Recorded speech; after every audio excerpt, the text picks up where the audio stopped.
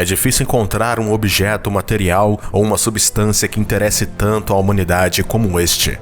Tem tantos prêmios na categoria O Mais, prêmios muito valiosos. Por exemplo, a substância mais cara que a humanidade só possui, e a produção de 1 grama dela, segundo estimativas da NASA, custaria 100 trilhões de dólares. Isto é 5 vezes o orçamento anual dos Estados Unidos. É 2,5 trilhões de vezes mais caro do que o ouro e 3 trilhões de vezes mais caro do que o caviar preto. Esta substância é o melhor explosivo do mundo. Em termos da força da explosão, nada pode ser comparado com ela, até mesmo teoricamente. É a mesma coisa que é impossível ultrapassar a velocidade da luz, e é também a substância mais misteriosa. Tão misteriosa que, se nosso mundo foi criado por Deus, então a existência dessa substância poderia significar que Deus foi imparcial.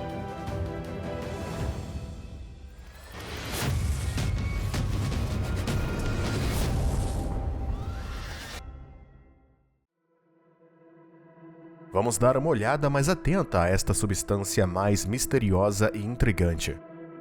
Chama-se antimatéria. O prefixo anti significa que é o oposto completo da nossa matéria familiar, o nosso mundo familiar, ao qual cada um de nós pertence. Tão oposto que, quando entra em contato com matéria comum, ocorre uma explosão grandiosa, que se chama aniquilação, que em latim significa literalmente destruição completa. A matéria e a antimatéria desaparecerão completamente e irão se transformar em luz, em energia. A matéria irá se desintegrar, nem sequer em átomos, mas em partículas muito menores do que elas. Para compreender que quantidade monstruosa de energia liberada durante a aniquilação, vamos dar alguns números. As centrais térmicas americanas queimaram 419 milhões de toneladas de carvão em 2021 para gerar 844 terawatt-hora de eletricidade. Se tivéssemos uma central elétrica funcionando com antimatéria, então seria preciso apenas 17 quilos de antimatéria para produzir esta quantidade de eletricidade.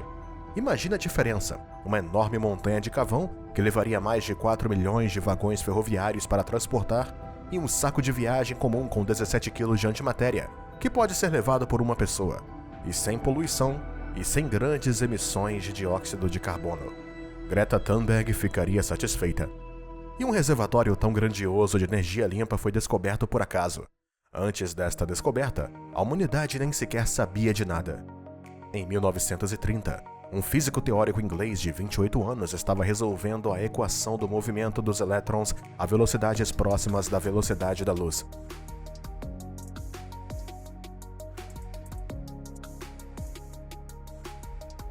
Tudo se resumia a resolver uma equação quadrática que descrevia o valor da energia do elétron. Mas uma equação quadrática, como sabem, tem 2 raízes, o que significa 2 soluções. Com uma raiz, tudo é claro. A ela corresponde um elétron bem conhecido. E o que significava a segunda raiz? Raiz negativa? Bom, a energia não pode ser negativa, não é? Muitos cientistas, tendo tomado conhecimento do resultado obtido, rejeitaram ele.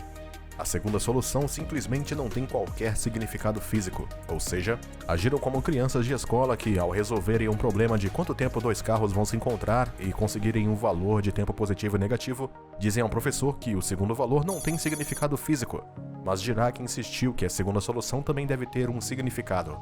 Tem que haver uma partícula exatamente igual a um elétron, mas com uma carga positiva, nomeadamente um antielétron. Além disso, o inglês previu ao mesmo tempo a aniquilação do par elétron e positron com a libertação de uma grande quantidade de energia. Como ele foi criticado pela sua teimosia. Basta citar Heisenberg, a propósito, um grande amigo de Dirac. O capítulo mais triste da física moderna é e continua a ser a teoria de Dirac. Considero simplesmente um disparate que ninguém pode levar a sério. Mas a verdade acabou por triunfar. Em 1932, K.D. Anderson descobriu este antielétron, que chamou de positron, ou seja, o elétron positivo. Então Dirac estava certo? Será que a antimatéria existe? Afinal, se existe um positron, então deve haver um antipróton, ou seja, uma partícula exatamente igual a um próton, mas com uma carga negativa. Tem também de haver um antinêutron. Combinamos um antipróton com um antinêutron, lançamos positrons à sua volta e agora temos um antiátomo. e muitos antiátomos criam antimatéria. Isso significa que também há a aniquilação, uma enorme fonte de energia. Já demos um exemplo desta enorme energia no início do vídeo, uma opção pacífica, por assim dizer. E as perspectivas militares não são menos grandiosas. A aniquilação de 1 grama de matéria liberta 100 trilhões de joules de energia, o equivalente à detonação de uma bomba atômica de 10 quilotoneladas. Hiroshima foi destruída por uma bomba de 15 quilotoneladas, e para isso precisaríamos de apenas 1,5 grama de antimatéria.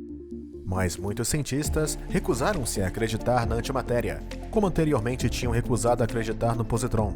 Como, sim, existe um positron, mas é uma partícula única, o capricho do Criador, por assim dizer.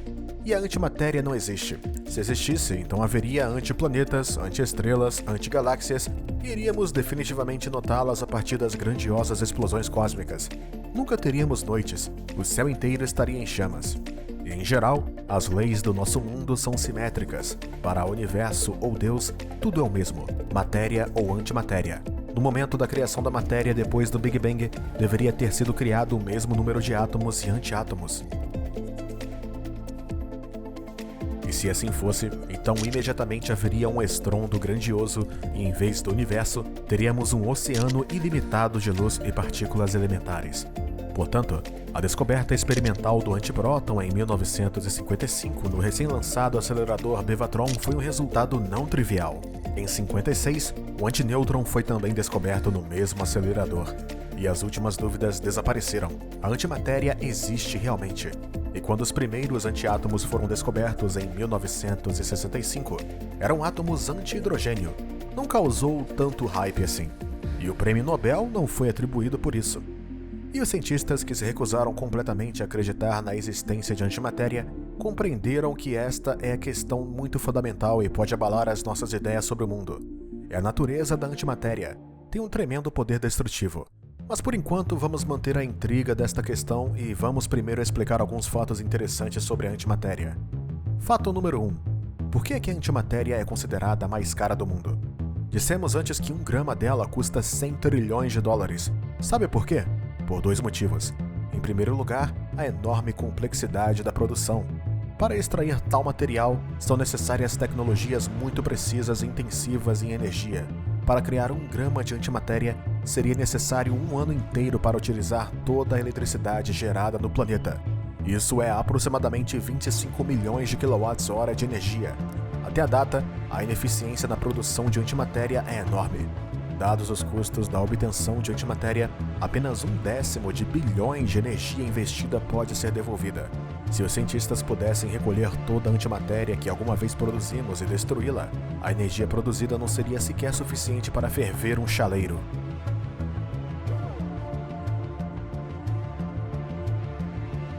Em segundo lugar, os enormes custos de armazenamento da antimatéria.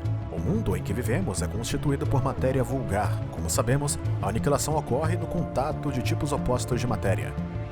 Fato número 2. A antimatéria está mais próxima de si do que pensa. Não se deve pensar que a antimatéria está escondida em algum lugar no universo, a centenas de milhões de anos-luz. Pequenas quantidades de antimatéria estão constantemente chovendo na Terra sob a forma de raios cósmicos, constituídos por partículas elementares.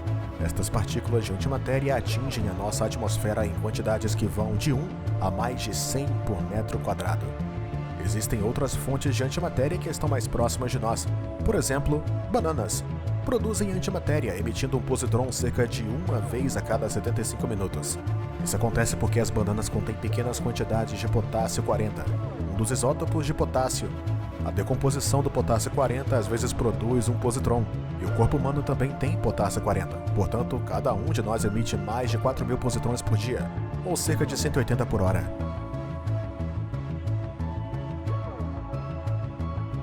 Fato número 3. Muitas pessoas associam a antimatéria com o cosmos e os voos para as estrelas. Graças à ficção científica, a antimatéria é de fato um combustível ideal. Talvez muitos viram uma foto ou vídeo do lançamento do foguete Saturn V, que entregou os astronautas à Lua. Lembra-se deste colosso de 110 metros de altura, 10 de diâmetro e 3 toneladas. 90% desse peso era combustível. Consegue imaginar a quantidade de combustível necessária para chegar a Marte? Pobre Elon Musk. Mas se a humanidade tivesse um motor funcionando com antimatéria, então iríamos precisar de apenas 1 miligrama.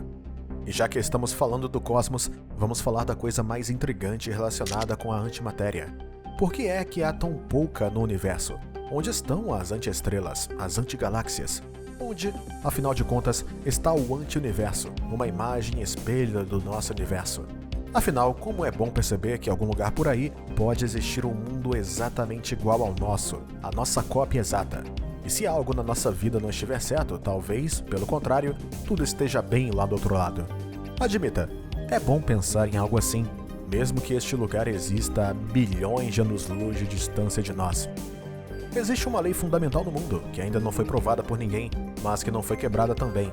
Se diz que existe a simetria CPT, sigla para Charge, Parity e Time, ou seja, o comportamento de qualquer sistema físico, incluindo todo o universo, não deve mudar quando todas as partículas são simultaneamente substituídas por antipartículas, paridade e inversão do tempo. Ou seja, para matéria e antimatéria, todas as leis físicas devem ser as mesmas. Ou seja, o número de partículas e de antipartículas deve ser exatamente o mesmo. Mas o porém é que a matéria e a antimatéria não se toleram uma à outra. Ao entrar em contato, elas são aniquiladas. Mas então, como dissemos acima, o universo simplesmente não existiria. Mas já que você está vendo este vídeo, ele ainda existe e não vai explodir, pelo menos durante os próximos 2 bilhões de anos. Para onde foi então a antimatéria que deveria ter sido formada após o Big Bang nos primeiros momentos da existência do nosso universo? Os cientistas tiveram que admitir que ainda existe uma certa assimetria e que se formou mais matéria no Big Bang do que antimatéria. Os cálculos mostram que era suficiente que a cada 10 bilhões de pares quark-antiquark idênticos tivessem apenas um quark extra. Com o tempo, estes milhões de pares aniquilados e de uma partícula extra, saiu toda a matéria do universo, que podemos ver à nossa volta. Acontece que a simetria do CPT não é cumprida com absoluta precisão, mas tinha que ser provado. Precisávamos encontrar um processo físico no qual a simetria fosse quebrada, e ele foi encontrado. Em 56, a cientista chinesa-americana Chen Xiangwo, também conhecida como Madame Wu, conduziu sua famosa experiência, que mais tarde recebeu seu nome. A experiência prova que a lei de conservação da paridade não funciona em interações fracas, ou seja, as leis da física são diferentes para o nosso mundo e para os mundos espelhos.